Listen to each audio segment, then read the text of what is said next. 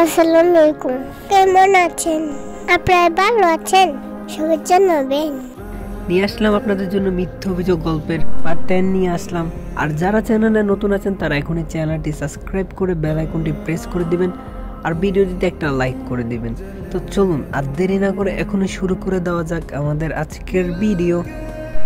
ঠিক তখনই সাজিদের সামনে এমন একজন মানুষ পড়লো যাকে দেখে সাজিদ অবাক হয়ে যায়। সে আর কেউ না, সে হলো নুসরাত। নুসরাতকে দেখে আমি দাঁড়িয়ে পড়লাম। প্রায় 5 বছর পর প্রিয় মানুষের মুখটা দেখা মিলল।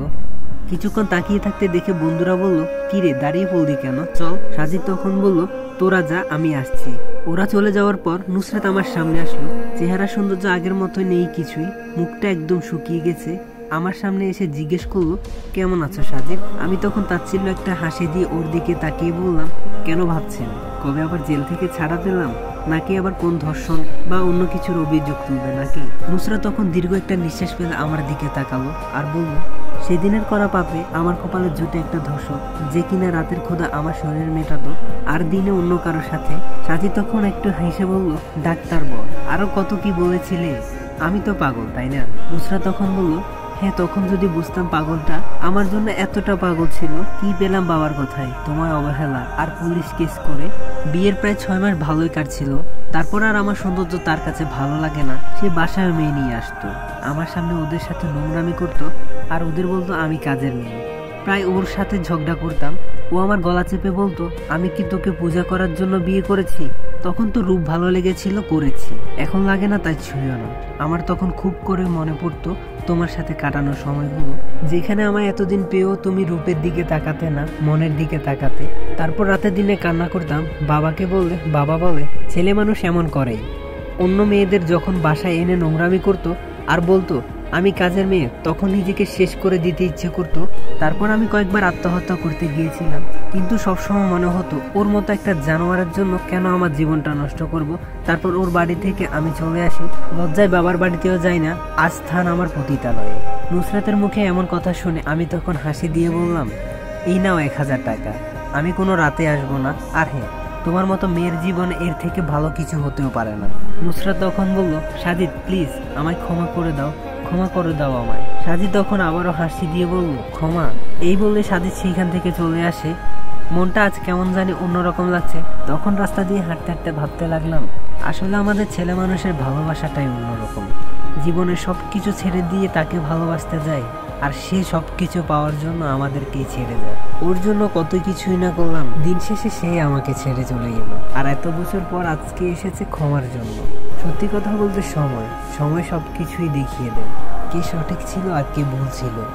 এইসব কথা ভাবতে লাগলাম। তখন মোবাইলটা হাতে নিয়ে দেখলাম হ্যাপি অনেকগুলাই কল করেছে। আমার মোবাইল সাইলেন্ট থাকায় আমি তা দেখতে পারিনি। তখন রাস্তার পাশে একটা দোকান দেখে ভাবলাম ওর পছন্দের একটা আইসক্রিম নিয়ে যাই, কারণ আমি জানি সে অনেক রাগ করেছে। তাই আর দেরি না করে আইসক্রিমটি নিয়ে বাসায় চলে গেলাম। বাসায় এসে দেখি হ্যাপি কান্না করছে। আমি তখন বললাম, কি রে কান্না করছিস কেন? হ্যাপি বলল, তোকে এতগুলো কল দিয়েছি, তুই কলগুলো রিসিভ করিস নাই কেন? সাজিদ তখন বলল, তাই বললি তুই কান্না করবি? হ্যাপি তখন বলল, আমার চিন্তা হয় না বুঝি? ও আমার চিন্তায় তোর কি আবার আসে যায়? সাজিদ তখন বলল, তাই তো, আমার তো কিছু আসে যায় না। হ্যাপি তখন বলল, যা আর কখনো তোর কাছে আসবো না। জানিস আজ কত চিন্তা হচ্ছিল, সারাটা দিন না খেয়ে আছি, আর তুই একটাবারও আমার ফোন ধরলি না। সাজিদ তখন বলল, কি বললি তুই, এখনো খাবার খাসনি? হ্যাপি তখন ঠোঁট বাঁকা করে বলল, না। সাজিদও সাথে সাথে ধমক দিয়ে উঠলো আর বলল, থাপ্পড় দিয়ে দাঁতগুলো ফেলে দিতে মন চায়। হ্যাপি তখন বলল, তুই আমায় আবার বকা দিচ্ছিস, যা খাবোই না। তারপর আমি হ্যাপিকে খাইয়ে দিতে লাগলাম। আমাদের সম্পর্কটা কেউ দেখলে বলবে স্বামী স্ত্রীর সম্পর্ক, শুধু 2 রুমের 2 জন ঘুমাই, বাকি সব কিছুই একসাথে। বলা যায় এক সুতো বাঁধায় 2টি প্রাণ। তারপর হঠাৎ করে মনে পড়লো আমি তো হ্যাপির জন্য আইসক্রিম নিয়ে এসেছিলাম। হ্যাপিকে বললাম, এই ধর, তোর জন্য তোর ফেভারিট আইসক্রিম নিয়ে এসেছি। হ্যাপি তখন বলল, থ্যাঙ্কস। জানিস তোর এতগুলো লাকি হবে, কেন যে নুসরাত তোকে ছেড়ে চলে গেল। আমি রাগ দেখিয়ে উঠে গেলাম। হ্যাপি আমার পেছন থেকে চোখ ধরে বলল, মহারাজ বুঝি আমার সাথে কথা বলবে না? সাজিদ তখন বলল, তুই এমন কেন, তোর ছোঁয়াতে সব রাগ চলে যায়। এইভাবে চলছে দিন। আমি আর হ্যাপি আরো গভীরভাবে জড়িয়ে যাচ্ছি। তার কিছু মাস পরে আমি ঢাকা মেডিকেল কলেজের জন্য পরীক্ষা দিয়েছিলাম, সেটার রেজাল্ট দিবে। তারপর আমি ঢাকা মেডিকেল কলেজে চান্স পেয়ে যাই, যা পুরোটা সম্ভব হয়েছে হ্যাপির জন্য, যে কিনা আমায় এই পর্যন্ত পৌঁছে দিয়েছে। তারপর আমি আর দেরি না করে হ্যাপির কাছে এই খবরটা নিয়ে গেলাম। আর হ্যাপি আমাকে দেখে বলল, সাজিদ তোর ভর্তির কি হলো? সাজিদ তখন মুখটা কালো করে ফেললো। হ্যাপি সাজিদের মুখ উপরে তুলে বলে, তুই চান্স পাস নাই বুঝি? আরে বোকা, সবাই কি ডাক্তার হবে? এমন কথা কোথাও আছে নাকি? মন খারাপ করিস না। সাজিদ তখন বলল, ওই তুই এত বুঝিস কেন? আমি কি বলেছি তোকে আমি সুযোগ পাইনি? আমি তোর এতদিনের ধারণা করা স্বপ্ন, আশা আর বিশ্বের কি ভাঙতে পারি?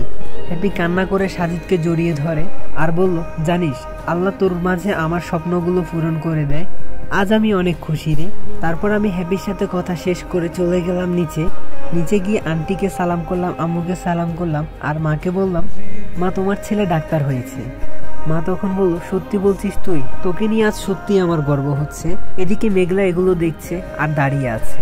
তারপর আমি মেঘলার কাছে গিয়ে বললাম, আমার জন্য দোয়া করিস। মেঘলা তো কিছুই বললো না, আমার দিকে চুপ করে তাকিয়ে আছে। আমি আর মেঘলাকে কিছু বললাম না। তারপর সবাই মিলে খাওয়ার টেবিলে বসলাম। খাওয়া শেষ করে হ্যাপিকে তার ওষুধ খাইয়ে দিয়ে বললাম, তুই তোর রুমে গিয়ে শুয়ে যা, আমি একটু পরে আসছি, তোর সাথে কথা আছে। তারপর হ্যাপিও চলে গেল তার রুমে। আমি, আন্টি আর সাথে মেঘলা আছে। তারপর আমি আন্টিকে বললাম, আন্টি আমি হ্যাপিকে বলেছিলাম আমি পরীক্ষাতে পাশ করলে আমি হ্যাপিকে নিয়ে দেশের বাইরে ঘুরতে যাব। আর কেন বা এই কথা বলেছি সেটা তো আপনি জানেন। আন্টি তখন বললো, হ্যাঁ তা তো জানি। তুমি দেরি করো না বাবা। আচ্ছা তুমি সবকিছু রেডি করেছো? সাজিদ তখন বলল, জি আন্টি আমি সবকিছু রেডি করেছি। পরশুদিনের মধ্যে যদি আল্লাহ তাআলা চায় তাহলে আমি টিকিটটা হাতে পেয়ে যাব। আর হাতে পাওয়ার সাথে সাথে ইনশাল্লাহ হ্যাপিকে নিয়ে খুব তাড়াতাড়ি চলে যাব। ঠিক তখনই সাজিদের আম্মু বলে উঠলো, সাজিদ তোর প্রতি আমার একটা দাবি আছে। তুই দেশের বাইরে থেকে আগে হ্যাপিকে নিয়ে সুস্থ করে আয়, তারপর না হয় তোকে কথাটা বলবো। তারপর সবার সাথে কথা শেষ করে আমি চলে গেলাম আমার রুমে যাওয়ার সাথে সাথে মনে পড়লো আমি তো হ্যাপির সাথে কথা বলতে হবে। তারপর আবার হ্যাপির কাছে চলে গেলাম। গিয়ে দেখি মেয়েটা বসে আছে। তারপর আমি বললাম, কি রে তুই বসে আছিস কেন? হ্যাপি তখন বলল, তুই তো বললি আমার সাথে তোর কথা আছে, তাই তো তোর জন্য বসে আছি। সাজিদ তখন বলল, তোকে না আমি অনেক আগে বলেছিলাম আমি যদি পরীক্ষাতে পাশ করি তাহলে তোকে নিয়ে দেশের বাইরে ঘুরতে যাব। হ্যাপি বলল, হ্যাঁ বলেছিলি, কিন্তু এখন কি হয়েছে? সাজিদ বলল, আমি আগামী 2-3 দিনের মধ্যে তোকে নিয়ে দেশের বাইরে ঘুরতে যেতে চাই। হ্যাপি তখন বলল, তা ভালো কথা, কিন্তু কোথায় যাবি? সাজিদ তখন বলল, আমরা আমেরিকাতে যাব, আমার অনেক দিনের স্বপ্ন, আর আমি চাই আমার স্বপ্নের বাকিটা তুই থাকবি। হ্যাপি তখন বলল, কিন্তু সবে বুঝলাম, কিন্তু আম্মুকে এখন কি বলবি? সাজিদ তখন বলল, আরে পাগলি আমি কি এতটাই বোকা? আমি আন্টির সাথে এই মাত্র কথা বলে এসেছি, আন্টি বলেছে কোনো সমস্যা নেই। হ্যাপি বলল, কি রে গাধা, তোর মাথায় এত বুদ্ধি কোথায় থেকে এলো? সাজিদ বলল, আমি গাধা না, আমি একজন ডাক্তার। হ্যাপি বলল, হ্যাঁ কেমন ডাক্তার তা আমার জানা আছে।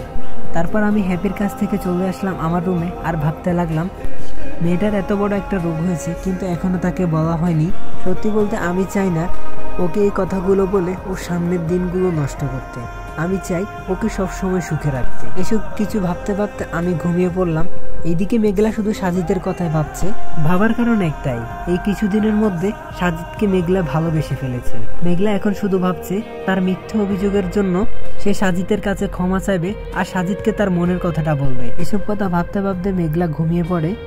আসলে মেঘলা মেয়েটা অনেক ভালো, কিন্তু মেয়েটা একটু বেশি জেদি। কখন কি করে সে তা নিজেও জানে না। মেঘলা সাজিদের মায়ের সাথে থাকার একটাই কারণ এই পৃথিবীতে সাজিদের পরিবার ছাড়া মেঘলার আর কেউ নেই। এদিকে সাজিদের মায়েরও খেয়াল রাখার জন্য মেঘলা ছাড়া আর কেউ ছিল না, তাই সাজিদের মাও মেঘলাকে অনেক বেশি আদর করে। তারপর সকাল হতে সবাই নাস্তা করতে বসে গেল। তারপর সবাই মিলে নাস্তা করছি, ঠিক এমন সময় আম্মু বলে উঠলো, সাজিদ তুই মেঘলাকে নিয়ে কোথাও ঘুরে আয়। আম্মুর কথা শুনে আমি অবাক হয়ে যাই, কারণ হঠাৎ করে এই কথা কেন বললো আমি কিছুই বুঝতে পারছি না। এদিকে মেঘলাও মনে মনে অনেক খুশি। হ্যাপির দিকে তাকিয়ে দেখছি মেয়েটা খুব গোমরা মুখ নিয়ে বসে আছে। ঠিক তখনই সাজিদ বলে উঠলো, আচ্ছা তাহলে আমাদের সাথে হ্যাপিও যাবে। সাজিদের মা বলল, আচ্ছা সমস্যা নেই, হ্যাপি যাবে সেটা তো আরো ভালো কথা, তোরা 3 জন ঘুরে আয়। তারপর নাস্তা শেষ করে আমি, হ্যাপি আর মেঘলা বের হলাম। বের হওয়ার সাথে সাথে সাজিদের ফোনটা কেঁপে উঠলো আর সাজিদ দেখতে পেল। তো গাইস আজকের ভিডিওটি কেমন লাগলো অবশ্যই কমেন্ট করে জানাবেন। আর যদি ভালো লেগে থাকে তাহলে like, comment, share and subscribe করে দেবেন। আর হ্যাঁ একটা কথা অবশ্যই বলবেন, আজকের ইন্ট্রোটা কেমন ছিল। যদি আপনাদের ইন্ট্রোটা ভালো লেগে থাকে তাহলে কমেন্ট করে জানাবেন। আর ভিডিওর কোন পার্টটা সবচাইতে বেশি ভালো লাগছে ওইটা আপনারা কমেন্ট করে জানাতে পারেন। আর সবাই ভালো থাকবেন, সুস্থ থাকবেন, খোদা হাফেজ। আর যারা চ্যানেলে নতুন আছেন তারা এখনই চ্যানেলটি সাবস্ক্রাইব করে দিন। আল্লাহ হাফেজ।